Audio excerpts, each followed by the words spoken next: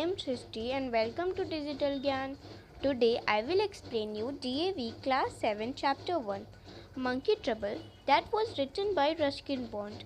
So friends, let's start the video. This story was written by Ruskin Bond. Ruskin Bond was born in Kasauli, Himachal Pradesh in 1934. Ruskin Bond Himachal Pradesh के कसौली में 1934 में जन्म लिए थे. He wrote his first novel, Room on the Roof, when he was just 17 years old. जब वो सिर्फ 17 साल के थे तो उन्होंने अपना first novel room on the roof लिखा था, for which he received a prize in 1957, जिसके लिए उन्हें 1957 में प्राइज भी मिला था. His collection of some stories are उनके कुछ छोटे छोटे कहानियों की कलेक्शन थी. The night train at Deoli, time stops at Shamli and our trees still grow in Dehra. His stories manifest a deep love for nature and people. उनकी सारी कहानियाँ लोगों और प्रकृति के विषय में बहुत ही प्यार प्रकट करती थी.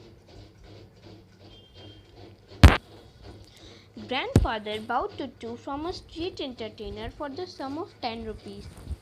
दादाजी ने टुट्टू को एक स्ट्रीट एंटरटेनर से 10 रुपये में खरीदा था. The man had 3 monkeys. उस आदमी के पास 3 बंदर थे. टुट्टू was the smallest but the most mischievous. टुट्टू सबसे छोटी थी पर सबसे बदमाश थी. She was tied up most of the time. वो अक्सर बंधी रहती थी. The little monkey looked so miserable with a collar and chain. वो छोटी सी मंकी चेन में बंधी बंधी बहुत ही दुखी लग रही थी. That grandfather decided it would be much happier in our home.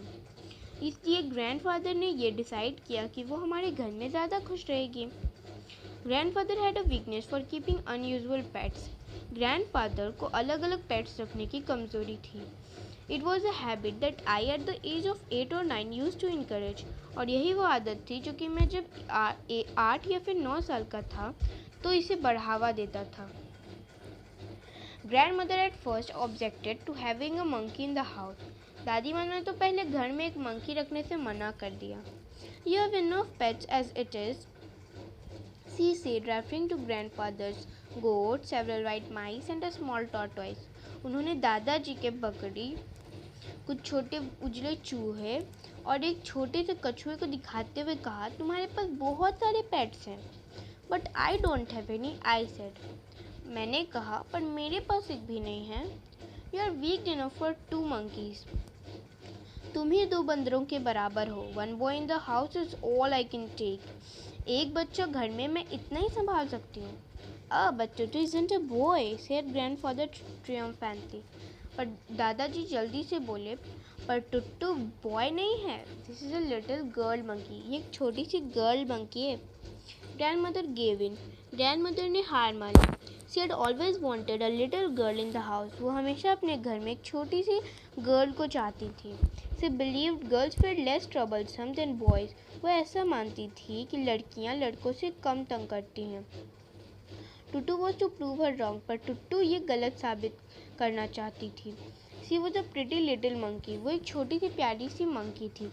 Her bright eyes sparkled with mischief beneath deep-set eyebrows. उसके घने आईब्रोज के नीचे उसकी आँखें नटखटपन से चमकती थीं. And her teeth which were pearly white. और उसके दांत जो कि बिल्कुल मोती से वाइट थे. We had often reveled in her grin that frightened the wits out of Aunt Ruby. क्योंकि जब हंसती थी तो आंट रूबी बिल्कुल ही डर जाती थी. Whose nerves had already suffered from the presence of grandfather's pet python in the house at Lucknow. जो कि पहले से ही ग्रैंडफादर के पेट पाइथन जो कि लखनऊ में था उससे बहुत डरी रहती थी. But this was Dehra, my grand parents house. पर ये तो देहरादून है, मेरे दादा दादी का घर. In aunts and uncles had to put up with our pets. और आंट्स और अंकल को हमारे पेट्स के साथ रहना ही पड़ेगा.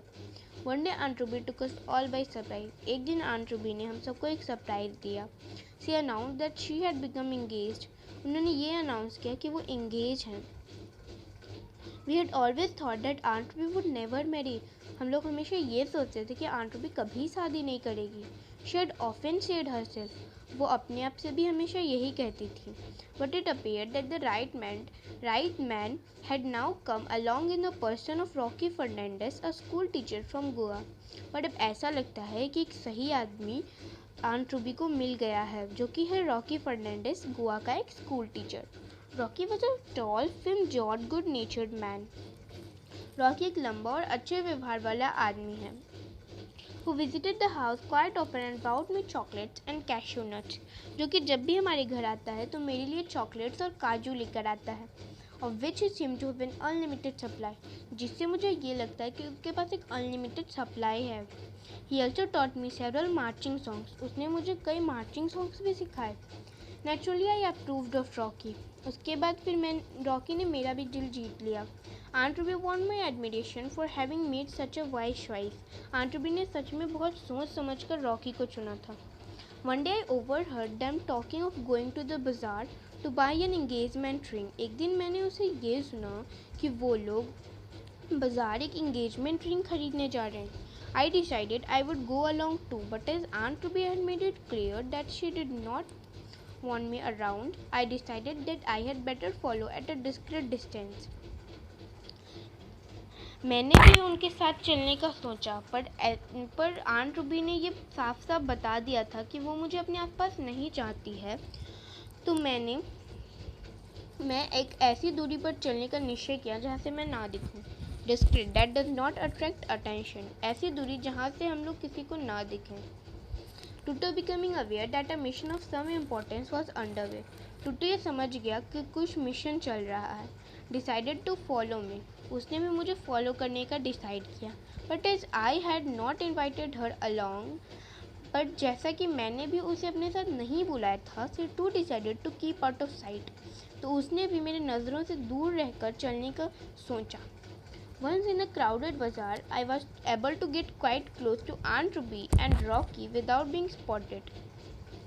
उस भीड़ भरी बाजार में मैं आंट रूबी और रॉकी के थोड़े पास जाने में कामयाब हो गया बिना किसी को दिखे। I waited until they had settled down in a large jewelry shop. मैं वहाँ पर तब तक वेट किया जब तक वो एक बड़े से ज्वेलरी शॉप में नहीं चले गए। Before sauntering past and spotting them as though by accident. यहाँ पर सॉन्टरिंग का मतलब है कि एक आराम से चलते हुए मैनर में, तो मैं आराम से चल रहा था और उनसे ऐसे मिला जैसे कि कोई एक्सीडेंटली मिले हों। Aunt Ruby wasn't too pleased at seeing me. Aunt Ruby मुझे देखकर खुश नहीं हुई। But Rocky waved and called out. पर रॉकी ने अपना हाथ हिलाया और मुझे बुलाया। Come and join us. Help your aunt choose a beautiful ring. आओ और हमें ज्वाइन करो, अपनी आंट को एक अच्छी सी रिंग चुनने में मदद करो। The whole thing seemed to be a waste of good money.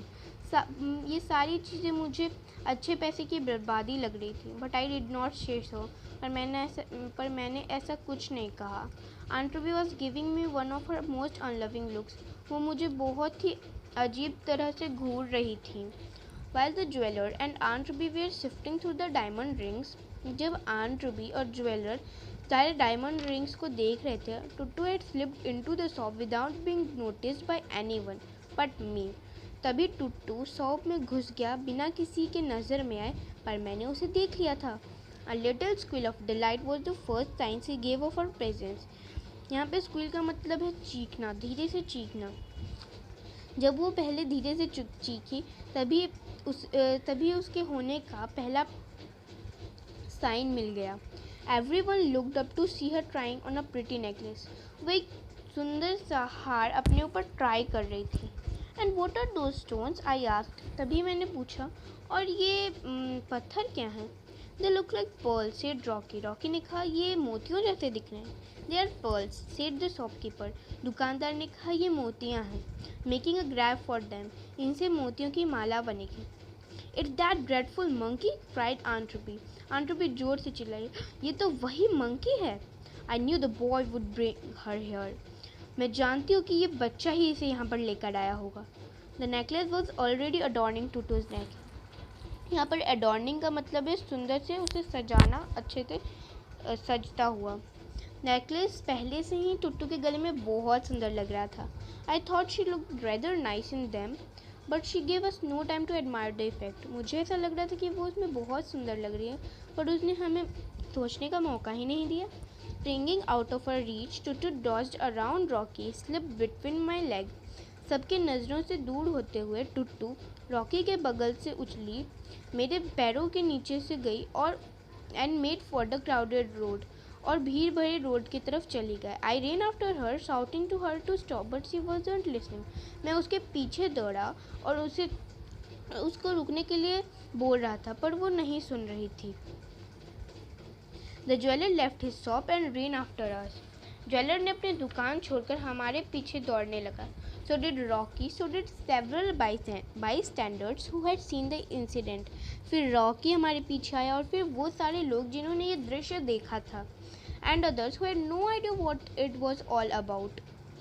और कुछ और भी लोग जिन्हें ये भी नहीं पता था कि ये हो क्या रहा है. Joined in the chase. वो हमारे साथ आ गए.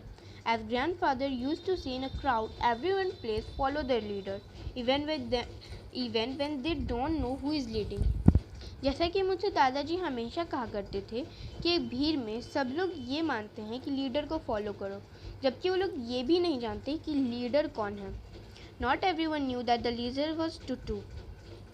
सभी लोग नहीं जानते थे कि लीडर टूटू है. Only the front runner could see her. सिर्फ आगे वाले लोग ही उसे देख सकते थे.